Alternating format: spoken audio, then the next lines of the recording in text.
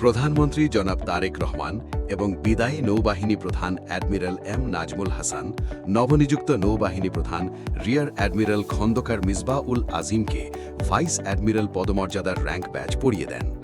আজ বৃহস্পতিবার ২৩ জুলাই ২০২৬ সকালে ঢাকা সেনানিবাস্থ সশস্ত্র বাহিনী বিভাগে প্রধানমন্ত্রীর কার্যালয়ে আয়োজিত একটি অনুষ্ঠানে তাকে এ র্যাঙ্ক ব্যাজ পরিয়ে দেওয়া হয়।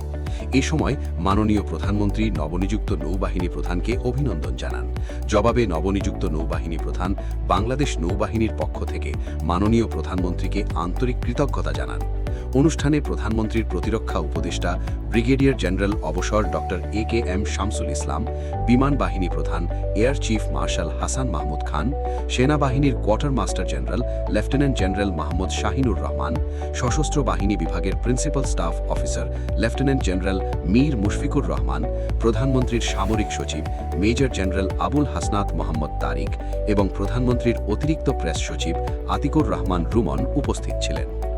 ভাইস অ্যাডমিরাল খন্দকার মিসবাহ-উল আজিম ১৯৮৭ সালের ১ জানুয়ারি বাংলাদেশ নৌবাহিনীতে যোগদান করেন এবং ১৯৮৯ সালে এক্সিকিউটিভ শাখায় কমিশন লাভ করেন। তিনি রয়্যাল মালয়েশিয়ান নৌবাহিনীতে বিশেষ কৃতিত্বের সঙ্গে প্রাথমিক প্রশিক্ষণ সম্পন্ন করেন। দেশ বিদেশে উচ্চতর শিক্ষা ও সামরিক প্রশিক্ষণ গ্রহণের পাশাপাশি তিনি মেরিটাইম গভর্নেন্স বিষয়ে পিএইচডি ডিগ্রি অর্জন করেন।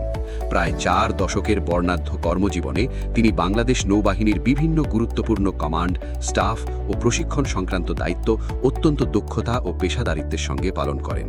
তিনি কমান্ডার চট্টগ্রাম নৌ অঞ্চল, কমান্ডার ঢাকা নৌ অঞ্চল, কমান্ডার সাবমারিন এবং কমান্ড্যান্ট বাংলাদেশ নেভাল একাডেমি সহ বিভিন্ন গুরুত্বপূর্ণ পদে দায়িত্ব পালন করেন। এছাড়া নৌ সদর দপ্তরের ডিরেক্টর নৌ অপারেশনস এবং ডিরেক্টর নৌ পরিকল্পনা হিসেবে দায়িত্ব পালনের পাশাপাশি বিভিন্ন যুদ্ধজাহাজ ও নৌঘাটির অধিকারত্ব করেন। এছাড়া ভাইস অ্যাডমিরাল খন্দকার মিসবাহ-উল আজিম লেবানন এবং গণতান্ত্রিক কঙ্গো প্রজাতন্ত্রে জাতিসংঘ শান্তিরক্ষা মিশনে গুরুত্বপূর্ণ দায়িত্ব পালন করেন। সর্বশেষ তিনি ওমানে বাংলাদেশের রাষ্ট্রদূত হিসেবে দায়িত্ব পালনকালীন বাংলাদেশ ও ওমানের মধ্যকার দ্বিপাক্ষিক সম্পর্ক উন্নয়ন এবং প্রবাসী বাংলাদেশিদের কল্যাণে গুরুত্বপূর্ণ ভূমিকা পালন করেন। প্রায় ৪ দশকের বর্ণাঢ্য কর্মজীবনে অসামান্য অবদানের স্বীকৃতিস্বরূপ তিনি নৌবাহিনী পদক এনবিপি, নৌ পরদর্শিতা পদক এনপিপি, জাতীয় স্বচ্ছতার পুরস্কার সহ বিভিন্ন সম্মাননা ও পদকে ভূষিত হন।